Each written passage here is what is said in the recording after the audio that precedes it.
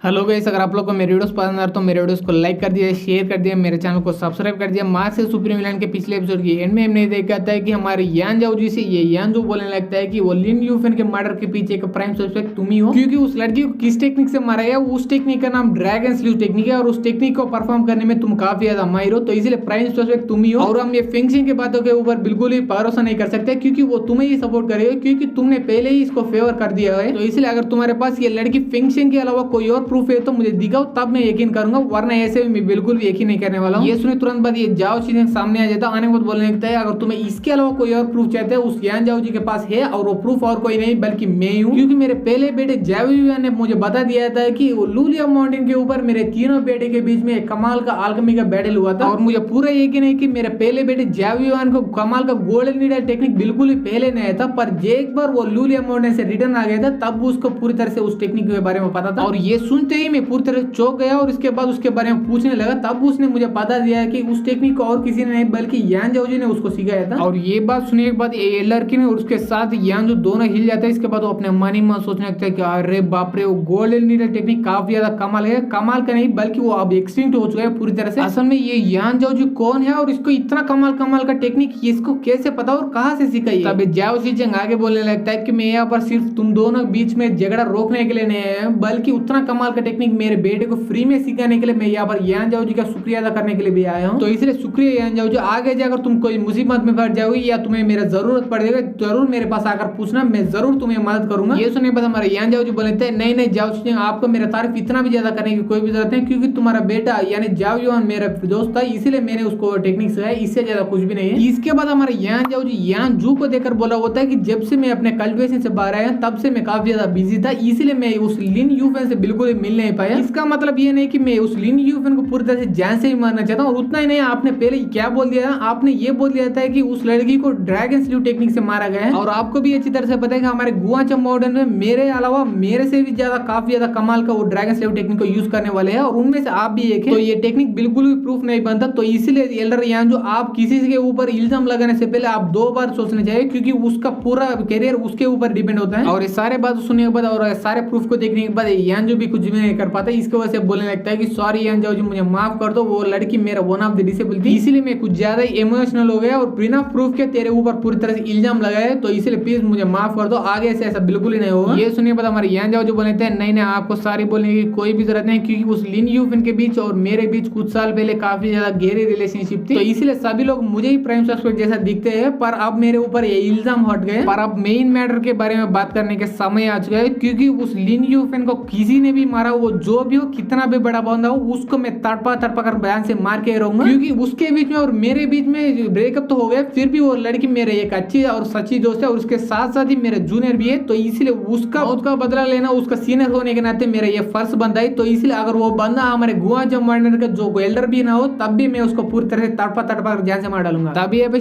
कुछ दिन के बाद एक हुड पहनने वाला बुढ़ाव की तरफ उसके साथ एक और बंदा भी हुड पहन के खड़ा हुआ था, और वो बंदा बोलने लगता है कि सर वो लांगयोन टाउन के अंदर दिन ब दिन हालात बिगड़ते ही जा रहे हैं, तो इसलिए यही हमारे लिए एक बड़ी सी अपॉर्चुनिटी है, और ये अपॉर्चुनिटी को देखकर हम अपना प्लान को स्टार्ट करने देना चाहिए। ये सुनने के बाद ये बुढ़ाव बोलने लगता है कि वेल तुमने सही बोला, पर क्या वो प्लान स्टार्ट करने के लिए सारे प्रिपरेशन रेडी है कि? ये सुनने के बाद वो बंदा बोलने लगता है यस सर, सारे प्रिपरेशन रेडी है। इसके बाद वो बंदा थोड़ी देर के लिए सोचता है, और इसके बाद बोलने लगता है कि पर क्या वो प्लान पूरी करने के लिए काम है वो यान जाओ जी का मारना जरूरी है क्या? ये सुनने के बाद वो बुढ़ाव बोलने लगता है कि क्या तुमने सुना नहीं, उस यान जाओ जी ने सीधा सीधा वो शियाओ चैंग को उसके साथ तेयाओ युआन को दोनों को हरा दिया है, तो इसीलिए अगर ये प्लान के बाद वो बच भी गए तो वो आगे जाकर ऐसे स्ट्रांग बनता रहेगा, एक ना एक दिन हमसे बदला लेने का जरूर वापस आएगा और हम सारे लोगों को जान से मार डालेगा। वेल अगर मैं सही बोलूं तो ऐसा होने की पॉसिबिलिटी काफी ज्यादा कम है, फिर भी ये एक पॉसिबिलिटी है, तो इसलिए ये पॉसिबिलिटी को हम बिल्कुल इग्नोर नहीं कर सकते। सुनने पर वो बंदा भी बोलने लगता है यस सर आपने सही बोला, हम किसी भी पॉसिबिलिटी को बिल्कुल इग्नोर नहीं कर सकते, तो इसलिए मैं अभी से प्रिपेयर करता हूँ वो यान जाओ जी को मारने के लिए। ये सुनने पर बुढ़ा बोलने लगता है कि तुम्हें डायरेक्टली इन्वॉल्व होने की कोई भी जरूरत नहीं, जस्ट उस जाओ को और उसके साथ कांगमैन माउंटेन को दोनों को यूज करो और उस यान जाओ को जान से मार डालो। और तभी अब ऐसी छोड़ता हमारे यान जाओ जी की तरफ वो ये कद्दू जैसा दिखने वाले बाडल को रिफाइन करने की पूरी कोशिश कर रहा होता है, और ऐसे ही कुछ देर का समय बीत जाता है, और एक बार रिफाइनिंग का प्रोसेस पूरी तरह से कंप्लीट होने के बाद उसके पास वाली वो आइस ड्रैगन के सोल में कुछ पार्ट को उस कद्दू जैसे दिखने वाले बाडल के साथ मिक्स कर लेता है। इसके बाद पूरी तरह से प्रोसेस कंप्लीट हो जाती है। इसके बाद हमारे यान जाओ जी बोलने लगता है कि मानना ही पड़ेगा भाई, उस एलर्किन को मानना ही पड़ेगा, क्योंकि जैसे कि उसको पता चला है कि मुझे वो गोल्डन लेवल का टेक्निक आता है, वैसे भी उसको तो तोहफे की तरफ मुझे ये कमाल का आर्टिफैक्ट भेज दिया। उस सेलर किंग को अच्छी तरह से पता है कि टैलेंटेड बंदे को अपने तरफ कैसे खींचा जाए, उनको कैसे यूज कर दिया जाए। अभी के लिए कमाल का आर्टिफैक्ट के अंदर मेरे पास थोड़ी आइस ड्रैगन के सोल को भेज दिया। अगर मुझे आगे जाकर ये कमाल का आर्टिफैक्ट काम में आ गए तो मेरे पास और भी ज्यादा सोल है, उसको भी इसके अंदर भेज दूंगा। ये बोलने के बाद वो आर्टिफैक्ट वो येहू की तरफ फेंक देता है और इसके बाद बोलने लगता है कि पर अभी के लिए ये आर्टिफैक्ट मेरा कोई भी काम करेंगे, तो इसीलिए सीधा जाकर इसको स्टोर हाउस में रख दो। उसके बाद तुम शिंगजांग फैक्शन है हर एक मूव के बारे में पता करने की कोशिश करो, 1% का मूव के बारे में बिल्कुल ही नहीं छोड़ना, उस सारे का चीजों के बारे में मुझे पता करके दो। नहीं अभी के लिए वो इन्फॉर्मेशन तुम्हारे पास रख लो, क्योंकि मैं क्लोज डोर कल्टिवेट करने के लिए जा रहा हूँ और मुझे कोई भी डिस्टर्ब नहीं करना चाहिए। और एक बार मैं अपना कल्टिवेशन कंप्लीट करके वापस आऊँ तब तुम मुझे वो सारे इन्फॉर्मेशन ला के दो। ये सुनने के बाद ये बंदा बोलने लगता है कि ओके मैं ला के दूंगा, पर वो इन्फॉर्मेशन के साथ आप क्या करोगे यंग मास्टर। ये सुनने के बाद हमारे यान जाओ जी बोलने लगता है कि मुझे ऐसा लग रहा है वो शिंगजांग फैक्शन आगे जाकर कुछ जैसा बड़ा सा मूव करने वाला है, इसके वजह से हमारा पूरा दुनिया ही हिल जाएगा। क्योंकि तुम्हें भी अच्छी तरह से पता है कि वो शियाओशेंग शिंगजांग फैक्शन के बंदा है, पर वो नॉर्मली काफी ज्यादा काशिश बंदा है। वो डायरेक्टली अपना अपमान को बिल्कुल ही होने नहीं देगा सभी लोगों के सामने, पर वो अब ये शिंगजांग के साथ ये सब करके पूरी तरह से बदनाम करवा दिया अपने आप को। उस लड़की के अंदर की सोलर पावर छीनने के लिए पहले उसने ड्यूअल कल्टिवेशन मेथड यूज करना चाहा, पर उस लड़की ने इसके लिए मना किया। उसके बाद उसने जबरदस्ती कोई और टेक्निक को यूज करके उसके अंदर सोलर पावर जबरदस्ती बाहर निकल लिया। और नॉर्मली वो शियाओशेंग इतना जल्दी और इतना केयरलेस बिल्कुल बिहेव ही नहीं करता, पर अब वो कर रहा है। इसका मतलब इसके पीछे वाला बंदा जबरदस्ती उससे ये सब करवा रहा है, और वो पीछे वाला बंदा काफी ज्यादा जल्दी में, तो इसलिए हमें भी थोड़ा जल्दी करना पड़ेगा, वरना हमारे ऊपर भी काफी ज्यादा मुसीबत आ सकती है। ये बोलने के बाद वो अपने कल्टिवेट करने के लिए अंदर जाता है। इसके बाद काफी दिन का समय बीत जाता है, तब हम देखते हैं ये सभी लोग ऑर्डर दे रखते हैं, जाओ हमारे गुआचा मॉडर्न के गेट के पास जाकर हमारे गेट को पूरी तरह से प्रोटेक्ट करो और कोई भी बंदे को अंदर बिल्कुल ही मत आने देना किसी भी हालत में। ये बंदा ये बोले जा रहा है, तभी इसके पीछे एक डोर को फाड़ के कोई बंदा बाहर आता है और तभी हम देखते हैं वो बंदा और कहीं नहीं बल्कि हमारा यान जाओ जी होता है। और वो आकर पूछ रहा होता है कि असल में यहाँ पर क्या हो रहा है, तुम लोग इतना टेंशन में क्यों हो। और यान जाओ जी की ये एनर्जी को महसूस करने के बाद ये अपने मन में सोचने के मुझे